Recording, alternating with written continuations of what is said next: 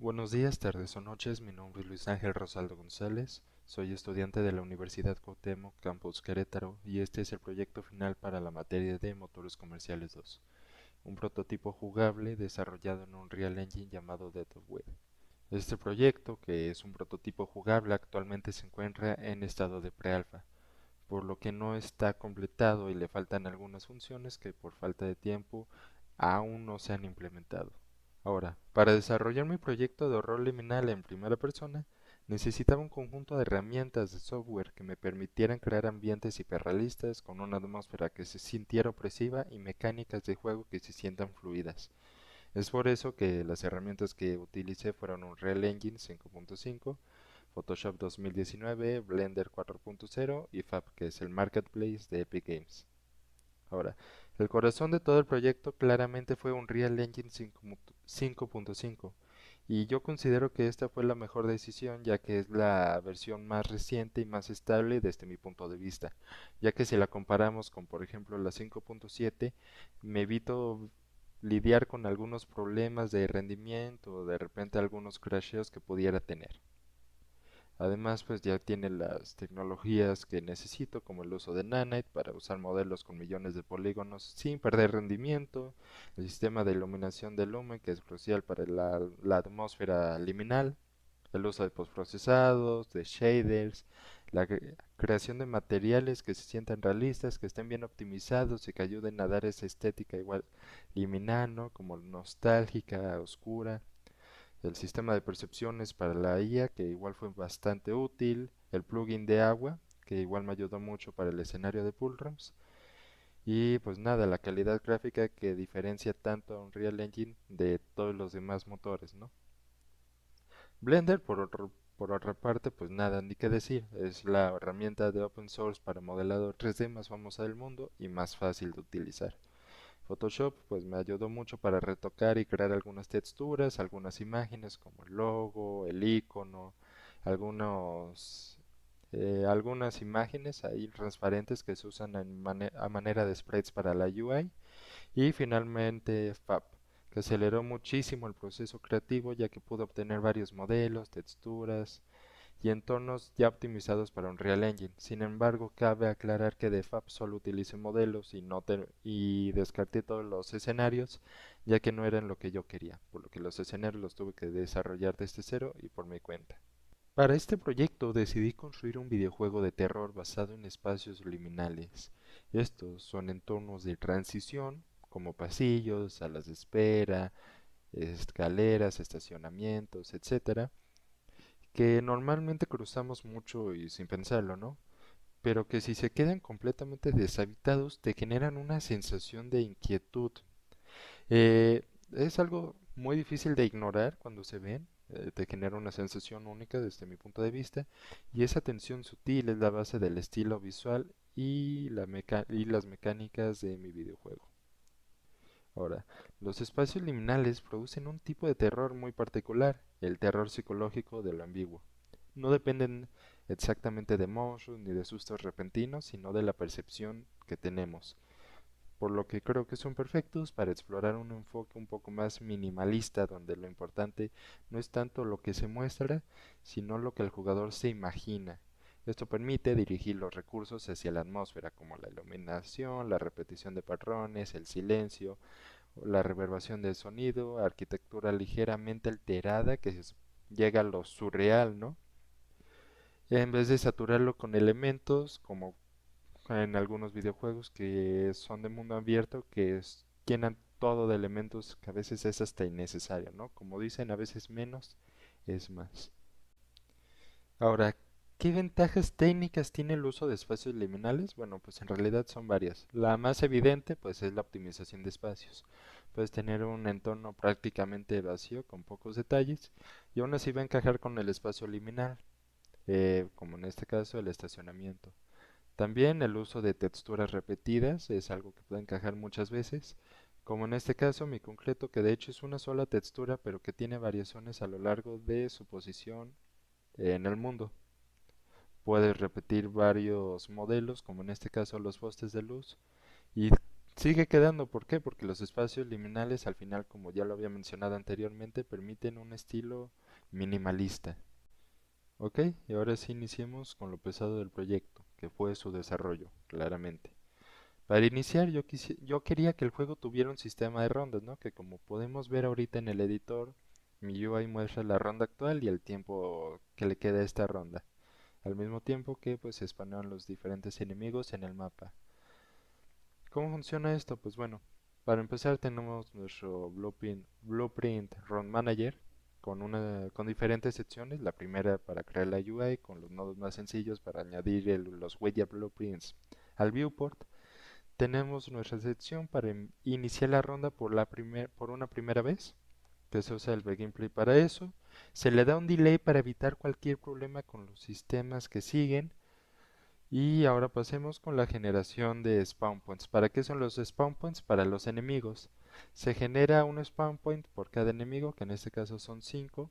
Acá podría añadir la variable que determina cuántos enemigos va a haber de inicio. Y pues nada, ¿cómo funciona esto? Pues busca todos los objetos de tipo Blueprint Spawner. Ahorita vamos a pasar a eso. Setea el número de spawns a iniciar. Y estos los spawnea alrededor de todo el nav mesh, es dependiente del nav mesh. ¿Por qué? Pues bueno, acá lo tenemos cómo se instancian todos esos componentes aleatoriamente. También tenemos nuestra función para spawnear diferentes instancias. Y nada, lo único que destacaría es que lo importante de esto es que se le pida que siempre intente, si bien siempre debe intentar ajustar la ubicación en la que va a spawnear, siempre lo debe hacer, ya que por ejemplo si detecta una colisión rara o ahí está configurado de la manera default, no se va a spawnear, lo que podría hacer que luego ya no se spawnean diferentes objetos o en este caso mis enemigos. Acá podemos ver un ejemplo de cómo se puede llamar fácilmente con un ítem que usé para el testing. Ahora, continuemos. Tenemos la lógica para iniciar las rondas. Esto ya no es una única vez, sino cada vez que se vaya a iniciar las rondas. Pues obviamente debemos decirle que sí, la ronda está activa. Vamos a establecer el conteo de la ronda actual sumándole todos los componentes, ya que queremos que cada ronda se vuelva más complicada, ¿no? Entonces queremos que los enemigos que se vayan a spawnear cada ronda vayan incrementando. Y acá lo seteamos. Obtenemos una referencia al jugador para poder aumentarle la vida. Esto ya que no tengo ítems de curación, ya que sentí que iba a romper como un poco la inmersión poderse curar continuamente. Entonces mejor nada más le curamos 30 de vida de 100 que tiene cada ronda. Ahora, también le pedimos que se inicie el spawn de los enemigos, que se inicie el update de las rondas cada segundo. Y nada, usamos un timer handle para todos estos y diferentes dispatch events para poder llamarlo más fácil desde otros blueprints. Ahora, ¿por qué decidí hacer un set timer by function en vez de un event tick? Porque el event tick es muy costoso. Y esto es una manera de optimizar que encontré y que me funcionó muy bien. ¿Cómo funciona la lógica del update? Pues bueno, es bastante sencillo, nada más se va actualizando el tiempo, se llama al dispatcher del update y se comprueba que no haya pasado el tiempo y en caso de sí se llama al end run success. ¿Por qué success? Ahorita les explico. Acá tenemos la lógica para cuando el enemigo es eliminado, que esto ayuda a la lógica, bueno, para saber si debe seguir spawneando enemigos o no y se puede utilizar en un futuro para puntuajes. Ahora sí, acá tenemos un poco más de la lógica del enemigo. Básicamente obtenemos todas las referencias de los enemigos, de los tipos de enemigos que tenemos, que en este caso son la entidad de humanoide y la entidad del camello. Estos los almacenamos en un array y los vamos a spawnear, ¿no? Igual vamos actualizando nuestras variables de spawns para evitar problemas como una generación infinita de enemigos. Acá pasamos a los dos casos posibles para la terminación de una ronda. La primera es, como ya lo mencioné, el end run success, que básicamente se da cuando el jugador logra sobrevivir toda esta ronda. En este caso, pues se vuelve a iniciar la siguiente ronda, se manda a llamar. Le damos un pequeño tiempo de pausa entre rondas para que alcance a cargar o el jugador pueda descansar un poco también. Y tenemos el segundo caso que es si la ronda falla. En este caso, este caso se da cuando el jugador muere. El jugador pierde toda su vida, llega a cero menos y lo manda al menú de inicio. Ahora sí, acá tenemos ya las secciones finales que son limpiar la escena en cada ronda. Se eliminan los enemigos restantes que el jugador no pudo eliminar para evitar que se acumulen de más. Y se manda a llamar a la siguiente ronda, que nada más es sumarle un 1 a la ronda actual. Sencillito. Ok, ahora pasemos a nuestra primera entidad o monstruo, el Entity Humanoid. Ahora, ¿cómo funciona este? Bueno, lo primero que hice fue hacerle un retargeting. ¿Por qué un retargeting? Para poder manejarlo más fácilmente. El retargeting es bastante sencillo, se hizo de manera automática y después se creó un Animation Blueprint. El Animation Blueprint, en este le indico que la manera en que va a funcionar es que se va a obtener la posición de del mesh original y sobre este se va a hacer un retargeting a los huesos. ¿Esto qué quiere decir? Pues bueno, que si vamos a su blueprint podemos ver que está el mesh original, que es el de Manny, y como hijo se le pasa el nuevo mesh, que es el de nuestro monstruo. Esto no afecta en rendimiento, ¿por qué? Porque le pedimos que no se renderice el mesh original, ni que se actualice, perdón, ni que se vea en el juego. Nada más lo único que va a hacer es el cálculo de los huesos, que al final va a heredar también el hijo, que, bueno, como ya dije, es el monster. Ahora acá podemos ver distintas colisiones. Esta es de testing, entonces ahorita ignórenla.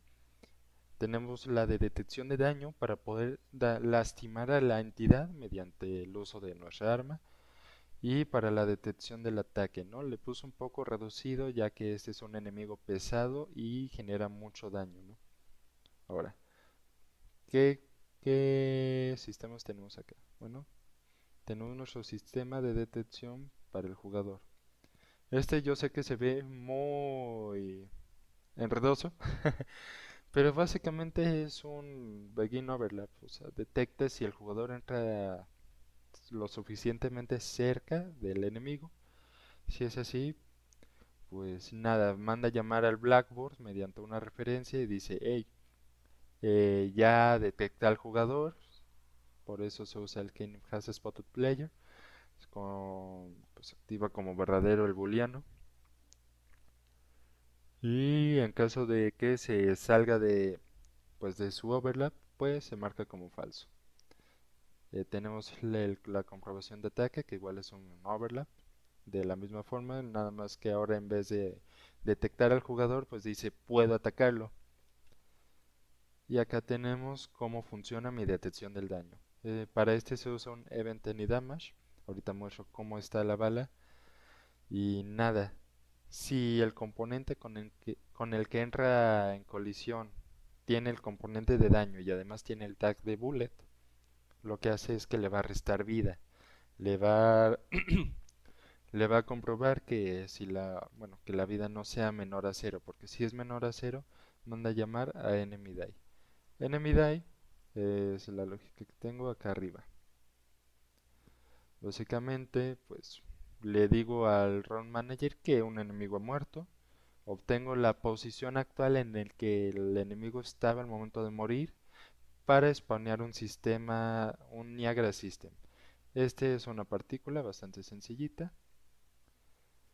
eh, que hice basándome en unas que hicimos en clase de fuego. Y nada, es una generación de humo con una pequeña distorsión que dura unos 4 segundos y de ahí se elimina. También se pone un pequeño sonido como de explosión, como de muerte, y se da un delay para después destruir al actor. Acá tenemos la lógica del ataque, es algo muy sencillito, y el sonido y de ahí la animación. Y nada, pues acá obtenemos la referencia al sistema de rondas para usarlo acá en la muerte del enemigo. Ok, ahora sí, pasemos con la lógica de la IA de nuestro enemigo, la entidad humanoide. Este tiene un componente de AI Perception que tiene la configuración de AI Psych, perdón. Ahora, ¿cómo funciona esto? Básicamente se genera un cono de visión que podemos configurar desde acá y acá se comprueba si el jugador está dentro de este para poder detectarlo. ¿Cómo hacemos esto? Pues bueno, acá tenemos nuestra función. Acá primero comprobamos que sí se esté usando el AI Sense Psych, que es el de la visión como ya mencioné varias veces. Y detectamos si el jugador es, bueno, le indicamos que el jugador va a ser nuestro objetivo, ¿no? Si el jugador llega a ser detectado exitosamente dentro de este cono de visión, entonces nuestra variable del behavior tree target actor, nuestro target actor, va a ser marcada pues como el jugador. De ahí pues nada más tenemos otra variable para poder indicar si se está viendo o no, que es Cancy Player. Sí, sí, pues se marca como verdadero y si no, pues como falso, ¿no? Claramente. Ahora, con el behavior tree, primero comprueba si se ha visto al jugador de nuestra variable local que se hacía con el overlap y también lo comprueba con el Cancy Player que es el de la percepción. ¿Qué diferencia hay? El manual lo puede detectar incluso aunque no esté enfrente, aunque esté atrás, pero en un rango muy reducido. Y nuestro sistema de ley y perception pues funciona mejor cuando está enfrente con el cono de visión y todo. Nada más que acá hay que destacar que están invertidas estas dos condiciones, así que en vez de checar si sí es verdadera la variable, checa que sea falsa. Si es falsa, pues se va a un punto aleatorio, ¿no? ¿Cómo funciona el punto aleatorio? Pues bueno, básicamente busca cualquier punto dentro del nav mesh en un rango, en un radio de detección, que en este caso es de 10 unidades. En el behavior tree se modifica para que sea mayor. Se setea el target location como una variable dentro de nuestro behavior tree y le pedimos que se mueva a este. Además, acá mismo modificamos la velocidad para que camine un poco más rápido, que no se sienta tan tosco y que dé un poco más de miedo, ¿no? Acá el radio, como dije, ya lo modificamos a 1000 para que abarque una mayor cantidad del escenario y el acceptance radius lo ponemos en 50. De esto, entre cada punto, pues le pido que avance entre 0.10 segundos y 1.1 segundos. Le pongo un poco de variación para que no se sienta tan repetitivo, ¿no? Entonces van a ver que casi siempre le pongo un poco de variación. Y bueno, ahora, en caso de que se haya visto al jugador, ¿qué hace? Pues bueno, si vio al jugador y está suficientemente cerca, lo, lo ataca, ¿no? Si no lo puede atacar, entonces lo persigue hasta estar suficientemente cerca. Y en caso de que lo haya perdido, pues bueno, se espera ahí 50 segundos y nada, vuelve a la condición inicial. O en caso de que lo haya vuelto, bueno, de que lo siga buscando, pues nada, usa el last known location. Otro aspecto importante de mi proyecto fue el uso de Material Functions y materiales basados en físicas para la optimización de los entornos, ¿no? Acá tenemos el Material Function de Tiling, que es uno de los principales, junto al Map Adjustment. Pues bueno, ¿qué hace este? Pues como dice el comentario, es una transformación afín de UVs con el pivote centrado. Este encapsula una lógica de tiling con el pivote, como dije, y bueno, inicia tomando las coordenadas UVs. Luego aplica un tiling offset mediante un parámetro vectorial que permite pues poder escalar y desplazar la textura en los ejes X y Y. Los valores de tiling y offset se combinan mediante nodos append. Y bueno, ¿qué son los nodos appends? Pues son para combinar diferentes valores y estos se multiplican por el escalado por el de las coordenadas UVs. ¿Para qué? Pues bueno, para tener el pivote centrado. Ahora, para permitir una rotación correcta se calcula el centro del tiling dividido entre los UVs, perdón, dividido entre 2 y todo esto se envía al nodo de Custom Rotator, que aplica la rotación alrededor del centro con los valores ya ajustados. Finalmente, esta función pues nos entrega las dos salidas, que es el resultado del tiling y el del ángulo, para poder modificarlo en caso de que queramos. Digo, si bien de inicio tiene una rotación de cero, pues a lo mejor para tener un poco de variación podría ser útil. Por otro lado, nuestro Material Function de Text Map Adjustments es básicamente para para poder personalizar todos los nodos básicos de nuestros materiales, ¿no? Como pueden ser pues el base color, el metallic, el especular, el roughness, la opacidad, los normales, el subsurface color, el ambient occlusion e incluso el emisivo, ¿no? Ahora, como pudimos ver en mi escenario anterior de un estacionamiento, tengo una textura de concreto. ¿Esta cómo funciona? Pues bueno, uso la función que ya había dicho de Text Map Adjustment usando la rotación del Z-tiling para una pequeña variación. Pero en los otros decido no usar el tiling. ¿Por qué? Porque quiero que tenga una pequeña variación. Esto se usa con el nodo, evidentemente llamado Texture Variation, el cual le pasó un pequeño valor en Variation Scale para que tuviera una pequeña variación en su escala y no se viera siempre igual. Acá se ve mal escalado debido a que es un valor muy pequeño. O sea, si lo pusiera en un valor más grande como uno, pues iría mejorando, ¿no? La, la cosa es que... aquí me equivoqué al cliquear.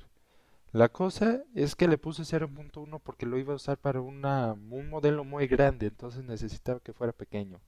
También se usa un static boolean verdadero para el use jitter y el random rotation and scale, que bueno, el random rotation se explica solo, pero ¿qué es el use jitter?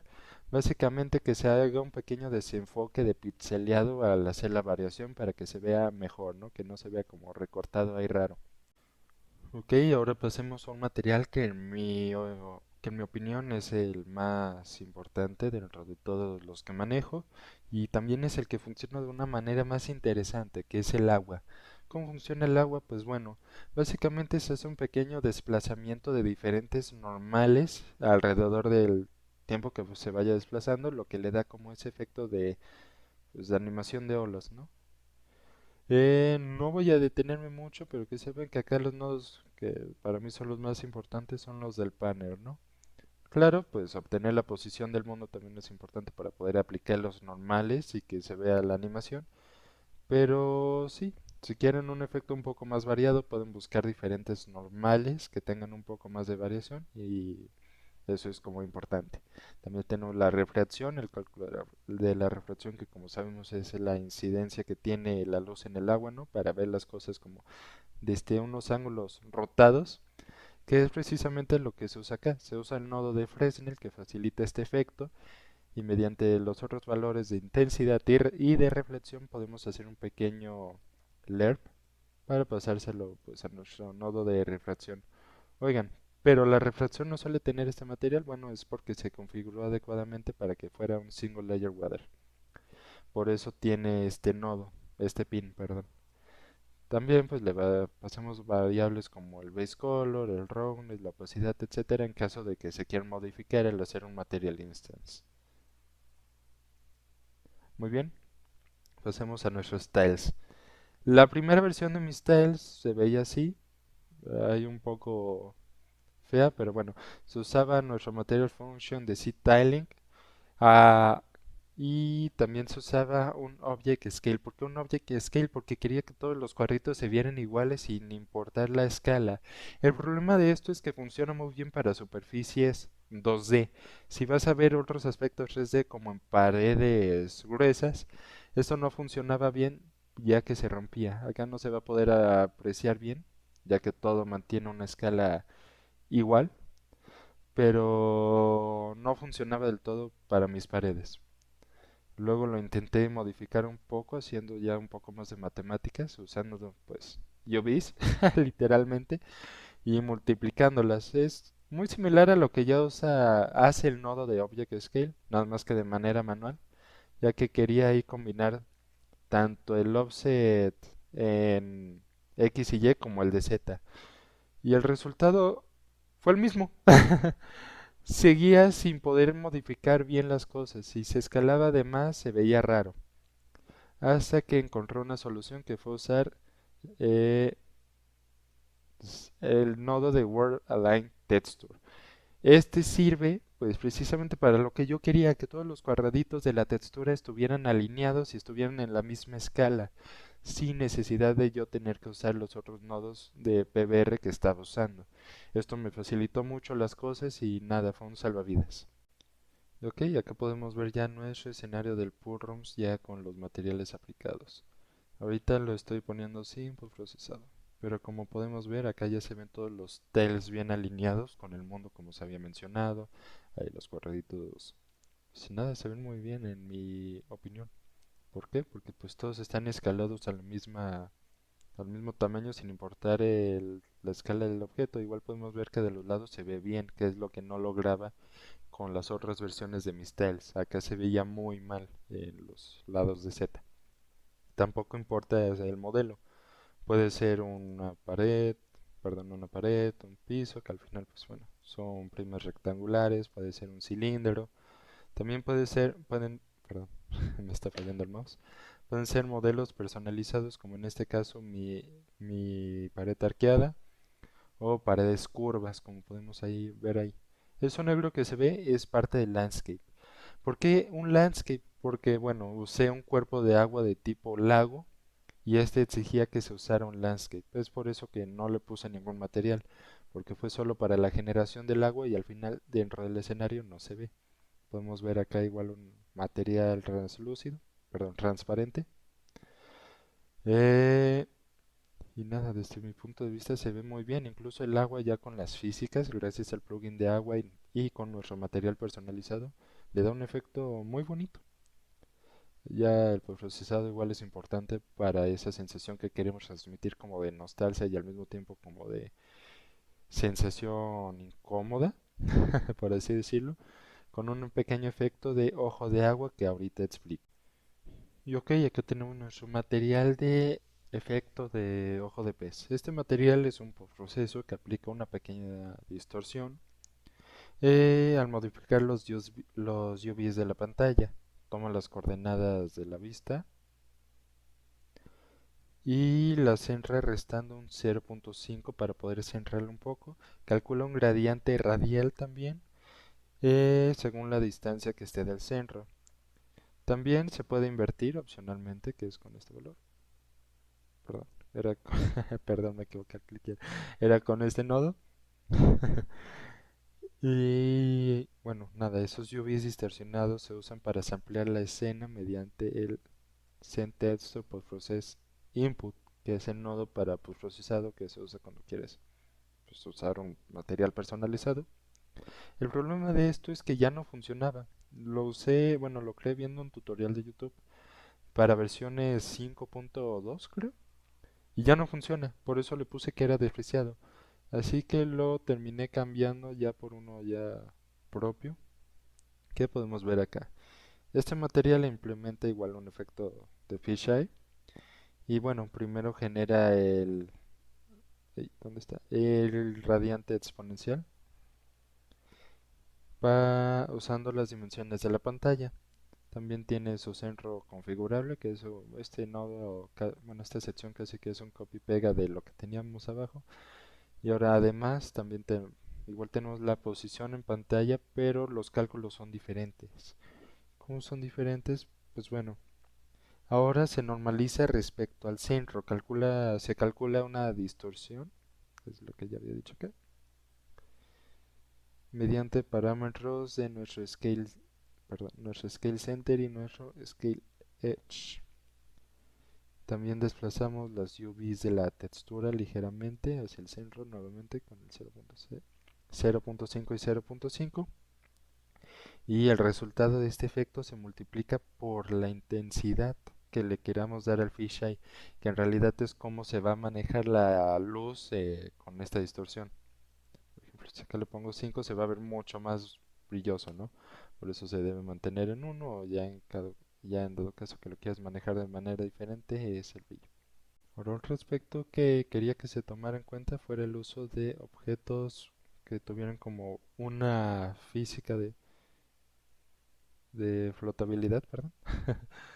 Este los termina siendo más pesados de lo que deberían, pero como podemos ver sí se ven afectados por el agua, ya que no se terminan de caer del todo, ruedan y así.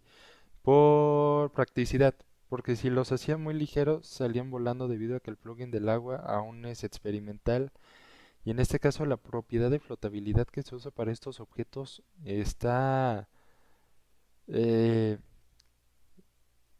está muy rara. Falta optimizarla más. ¿Cómo funciona? Pues bueno, la flotabilidad en videojuegos se puede simular de manera sencilla poniendo diferentes puntos en el objeto que van a servir como nuestros puntos de guía, como nuestros pivotes.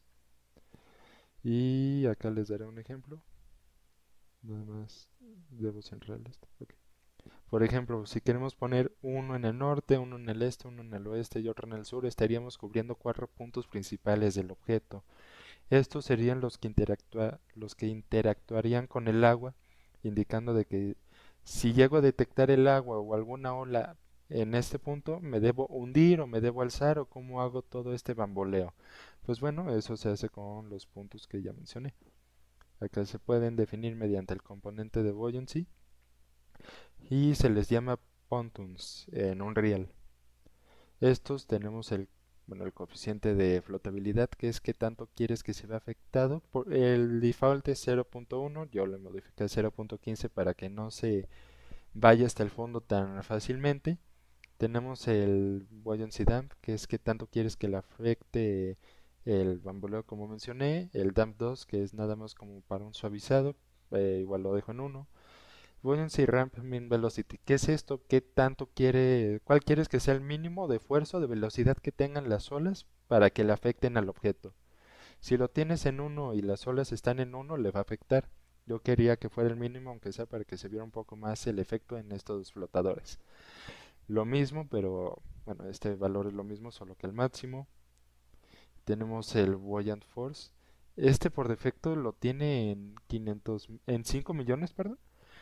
Y tal vez se haga mucho, de hecho sí es mucho y a veces puede hacer que salgan volando muy fácilmente, pero es lo que digo que como que falta un poco más de estabilidad, porque si le bajas mucho, se hunden y dejan de flotar. Si le subes más, salen volando y es muy específico con cálculos que no encontré en ninguna documentación. Ahora, para que funcionen es importante que tengas activado el Simulate Physics y de preferencia le des una masa. Para un objeto tan ligero como un flotador debería ser 5, pero si le pongo 5 sale volando. Ok, pasemos ahora a nuestra segunda entidad, la entidad camello. Esta, para iniciar, no hice un retargeting ya que no es una figura de cuerpo humanoide, por lo que decidí usar un Use Animation Asset que básicamente mantiene una animación constante en toda la escena, que es la de caminata. Además, este modelo no contaba con otras animaciones y me gustaba mucho el diseño como para dejarlo fuera. Es por eso que opté por esa decisión. Este, igual que nuestro enemigo humanoide, tiene su lógica para detectar el daño de cualquier componente con el tag bullet, que bueno, en este caso pues nada más son las balas que disparamos. Verificar si el enemigo murió para aplicar el efecto de Niágara que creamos con el sonido que igual tiene el otro enemigo. También puede aplicar daño al jugador igual que el otro si está suficientemente cerca. Y tenemos nuestro Touch Event, que es parte de la percepción que ahorita vamos a ver, pero es básicamente que si detecta cualquier golpe y este golpe proviene del jugador, pues se reporta como un Touch Event y aparte pues se hace el reporte del daño, ¿no? Aunque bueno, este es más que nada para depuración, ya que reporta Damage Event no es lo que usamos ahorita para manejar nuestro daño. ¿Qué diferencias tiene de la entidad humanoide? Uno que este usa puntos de patrullaje. Estos están muy simples de utilizar. El problema es que cuando son objetos instanciados en el mapa, pues no se los puedes asignar manualmente, ¿no? Como uno lo haría con un enemigo único en el mapa. Así que para esto, pues simplemente se los automapeo, por así decirlo. ¿Cómo? Pues bueno, tengo todos los actores de tipo Round Manager que estén en escena, porque este es el objeto que va a mantener, perdón, que va a contener nuestros puntos de patrullaje. Ahora, por cada punto de patrullaje encontrado, pues se le va a ir asignando al mapeo. ¿Cómo? Pues bueno, hacemos un make struct patrol path. ¿Qué es eso? Bueno, es una estructura personalizada que hicimos para que tuviera tiempo de espera y peso o sea, peso pues para el patrullaje, ¿no? ¿Qué puntos eran más importantes que otros si se hiciera de forma aleatoria? Esto se le asigna en forma de una variable a un AI Behavior Component, que es el que vemos acá. Volvemos, el AI Behavior Component ya está asignado, por cierto. Y como decía, una vez detectados todos los puntos de patrullaje, pues se le asignaban. Ah, digo, suena sencillo, pero me costó un poco entender cómo poder pasar un array a un mapa. Y bueno, esta fue la manera, un for each loop y un make struct y un nodo de make struct, perdón. Ahora, ¿cómo funciona su inteligencia artificial? Pues bueno, acá ya podemos ver que igual usa el AI Perception, pero ya tiene un conjunto de percepciones más avanzado, ¿no? Tenemos nuestro Sense Config, perdón, nuestro AI Hearing Config, que es como ya dije, con el cono de visión. Tenemos nuestro Touch Config, que es básicamente si llega a sentir que el jugador entró suficientemente cerca, que bueno, al final puede funcionar con con una caja de colisión o una cápsula de colisión, como lo hago acá con mi camello. En este caso es esta. También tenemos pues el de predicción, que es básicamente si lo pierdo de vista, por dónde es más posible que iba. Si se va atrás de una pared y entró del lado derecho, pues yo puedo predecir que va a terminar saliendo del lado izquierdo, ¿no? Ese es el punto de predicción. También tenemos el de daño, que como dije es más para depuración que nada, y el de la vista. Y acá tenemos el nodo de visión, que es lo mismo que teníamos en el humanoide. El de daño, que es muy similar. Bueno, es de hecho lo mismo, nada más que ahora con las variables apropiadas para el daño. El hearing es casi lo mismo, pero en vez de buscar un target actor, que sea nuestro jugador, nada más busca un target location, que es donde se emitió el sonido. Por eso acá no vemos si es successfully sensed. ¿Por qué? Porque nada más necesitamos la ubicación para que este se dirija a esta como su ubicación destino. Muy bien, acá tenemos. Me faltó mencionar que puse que el sentido dominante, que es el que le va a dar prioridad en caso de que sienta varios al mismo tiempo, va a ser el de hearing. ¿Cómo se produce el de hearing? Pues bueno, básicamente al disparar tenemos un animation event que ejecuta un sonido, hace bueno, utiliza un nodo que le dice a la IA, hey, acá emití un sonido, lo puedes detectar a partir de las 500 unidades y tiene un valor de 100 unidades en sonido.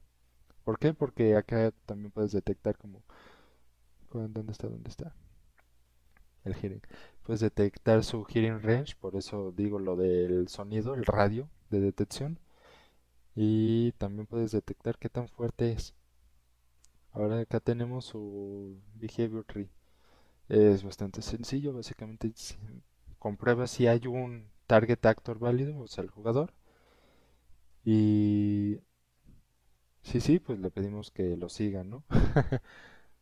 Y si no, pues bueno, se va por su punto de patrullaje. Los puntos de patrullaje que ya vimos acá en el mapa serán los puntos verdes que pusimos alrededor. Ay, no sé por qué acá no se mueve. Como ese punto verde. Digo, acá se notan mucho, pero fue porque al armar el nivel, pues uno necesita estarlos viendo para saber cómo los vas a posicionar. También en qué orientación va a salir el jugador. Pero ya en escena no pasa nada porque están marcados como ocultos en runtime. Y nada, si el jugador, ay, si el target actor, no sé por qué no, me deja desplazar, mi mouse está fallando, perdón. Pero bueno, como ya dije, si no está activado, pues lo persigue. Y si lo llega a perder, pues busca su último punto en el que lo vio. Ok, ahora pasemos con nuestro game loop, que es algo sencillo. Tenemos el inicio de la ronda, que es cuando el jugador pues claramente spawnea, se inician las demás lógicas, como por ejemplo Pues todo lo que habíamos visto en el Run Manager, que es el spawn de los enemigos, la interfaz, que el jugador sí tenga los componentes que debe tener, como que se inicie con el arma, por ejemplo, que se carguen las texturas, que cargue el procesado, etcétera. Luego tenemos nuestra segunda parte, que es el Update Round. Básicamente toda la parte del update, que los enemigos y su IA funcionen correctamente durante el nav mesh, que el jugador pueda estar bueno, que el jugador pueda interactuar con los elementos. Y acá un poco más como desglosándole del segundo punto, sería más bien un 2.5, está la supervivencia. Que el jugador, pues nada, pueda jugar realmente. Evitar que los enemigos lo maten, checar si no ha sido eliminado, acumular puntos, etcétera. Y tenemos el final de la ronda, que es cuando los enemigos se reinician, por así decirlo, es decir, que son eliminados, que los timers dejan de actualizarse y se limpian para poder volverse a usar. Se cambia de ronda y de ahí volvemos, ¿no?, a iniciar la siguiente ronda. Y así el game loop. Inicia ronda, se va actualizando la ronda, termina la ronda. Ok, y ahora pasemos con aquellos problemas técnicos o de diseño que hubieron y cómo se pudieran resolver o cómo se resolvieron. Iniciando con el que más tengo en mente, que es el inicio del nivel de los full rooms. Al inicio hay una habitación segura para indicarle un poco al jugador qué debe hacer. Y acá tenemos un nav mesh modifier que evita que los enemigos puedan pasar este escenario. Pero entonces el jugador podría volver cuando él quisiera, ¿no? Y ya no hacer nada más, porque los enemigos no lo podrían alcanzar. Sí, pero para eso lo resolví con un blueprint que tenemos acá. Este blueprint es algo sencillito, se ve como una pared normal, pero lo importante acá es que, aparte de ser un poco más larga, ahorita explico el por qué, tiene un Bots Collider. Un Bots Collider que comprueba si el jugador pues entra en colisión, y si es así, obtiene la pared y la desplaza 480 unidades hacia la izquierda para cerrar la pared. De forma que si el jugador quiere volver ya no va a poder porque ya lo va a estar bloqueando la pared. Es algo bastante sencillo y lo voy a mostrar. Y acá inicio, ¿no? Ya leo la pequeña instrucción, la pequeña pista es algo. Y como pudieron ver, acá ya se ve que me lo tapó. Ya no puedo volver. Y ahora sí estoy solo para poder enfrentarme a todos los enemigos que aparezcan. Y bueno, ¿qué otra cosa podría añadir acá para incentivar al jugador que se salga pronto de esta recámara segura? Podría poner algún Niagara System para que sea una partícula visual de, no sé, algún tipo de neblina o humo que genere daño. Digo, el Niagara System no se encargaría de hacer el daño, lo haría mediante un blueprint que después de cierto tiempo, luego de que se inicie la escena, empieza a bajar perdón, cierto porcentaje de la vida del jugador, haciendo que, pues nada, se tenga que salir. Otro problema que podría haber mejorado sería, mm, pues ahora sí que probar un poco más con los parámetros de mi buoyancy test, que es mi objeto para la flotabilidad. Estuve investigando, como ya lo había mencionado, pero no había nada de documentación que me pudiera servir. Y ahora sí que este fue el mejor resultado que obtuve, pero creo que tal vez si hubiera preguntado en foros o algo así, creo que me hubiera servido un poco más. Otra cosa que olvidé mencionar es que mi arma se ve borrosa acá, a pesar de que el modelo esté bien hecho y los materiales sí sean PBR, por el postprocesado. Como el efecto de ojo de pez difumina un poco las cosas mientras más cercanas estén a la cámara, y la aberración cromática igual tiene que ver con el campo de visión, perdón, con la profundidad de campo. Ok, ahora pasemos con mi roadmap técnico. Como lo que yo quería más era hacer mi sistema de rondas, pues como podemos ver, lo primero que hice fue esto. Acá no estaba comentado, entonces a pesar de que los nodos están rectos y todo, y no hay pines enredados, pues ahí se ve un poco desordenado, ¿no? No hay como una división para diferenciar qué es qué. Eh, Digo, se ve grande, pero ahora que lo veo en retrospectiva, pues ha cambiado bastante. Fue evolucionando conforme metía más cosas. Acá vemos la versión actual. que ya contiene más elementos como el uso de la UI, la actualización de rondas, el cambio de, bueno, el variar entre diferentes enemigos, qué pasa si muero, qué pasa si no muero, qué pasa para empezar una nueva ronda, mayor optimización de los sistemas, etcétera. Luego lo que hice fue pues el primer enemigo, ¿no? Acá pudimos ver el proceso del retargeting y cómo del lado izquierdo y cómo se ve del lado derecho. Ya con la lógica, con los demás componentes de IA, el AI Perception, etcétera.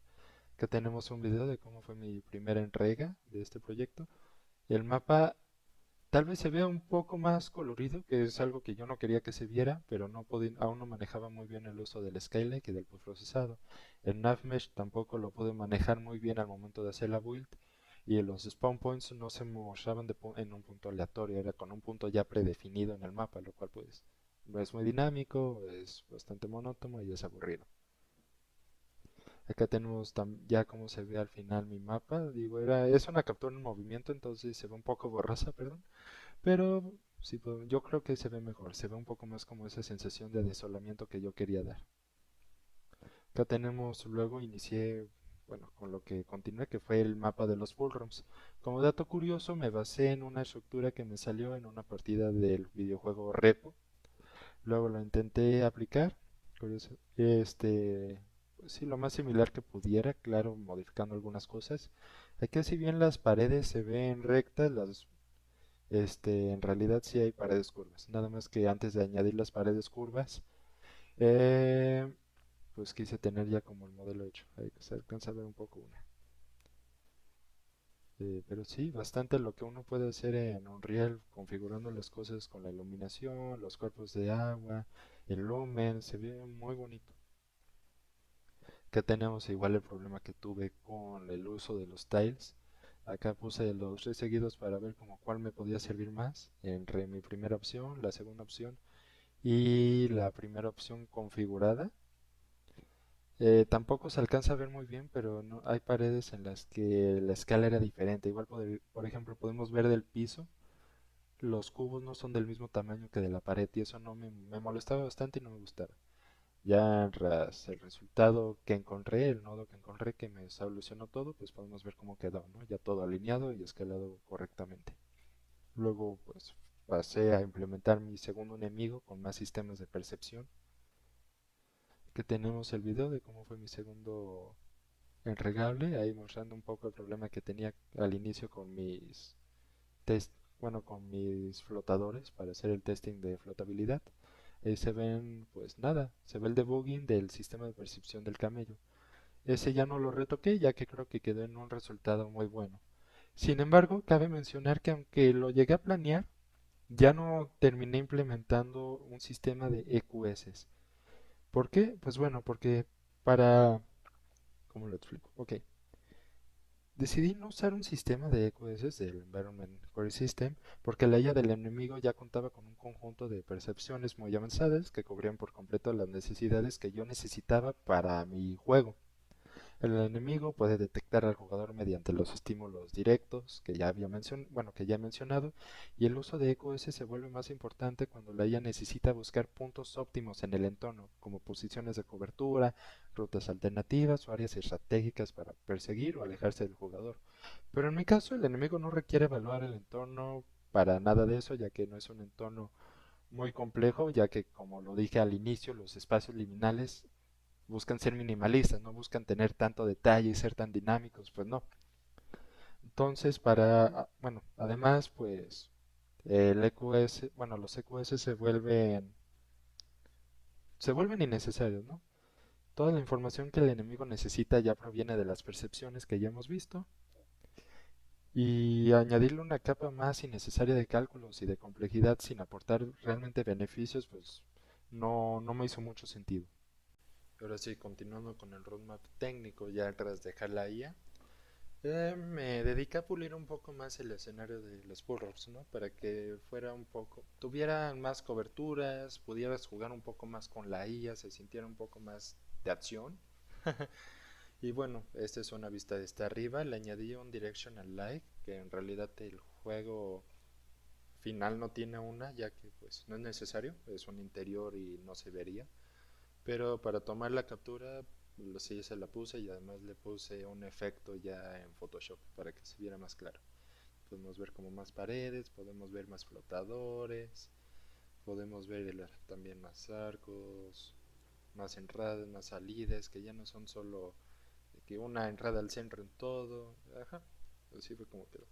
Luego me puse a hacer los menús, que fue copiar y pegar bueno, copiar y pegar una parte de los purrons, que fue en específico este cuarto, y bueno, este cuarto y la mitad de este, junto a estas dos paredes. Le edité el postprocesado, le cambié un poco las luces y nada, le añadí le añadí los widget blueprints, además de claramente crear un nuevo jugador que solo pudiera manejar la UI. Esto para evitar que al iniciar pues mi jugador se pudiera mover, ¿no? Porque eso no tiene sentido, no te mueves en un menú, al menos que sea muy dinámico. En este nada más interactúas con la UI. Ok. A manera de conclusión, considero que este proyecto demuestra muy bien mis bases sólidas y conocimientos para Unreal Engine 5, como lo son el desarrollo de materiales optimizados para su uso en escenarios, el desarrollo de sistemas complejos como el sistema de rondas, el uso de inteligencia artificial mediante Behavior Trees y el uso de percepciones como ya sean de sonido, escucha, contacto, daño, el uso, bueno, la interacción entre diferentes sistemas, por ejemplo, todo está interconectado en el mío y al mismo tiempo podría no depender de otros sistemas, es algo, un diseño algo modular, desde luego. También el diseño de niveles creo que quedó bastante bien.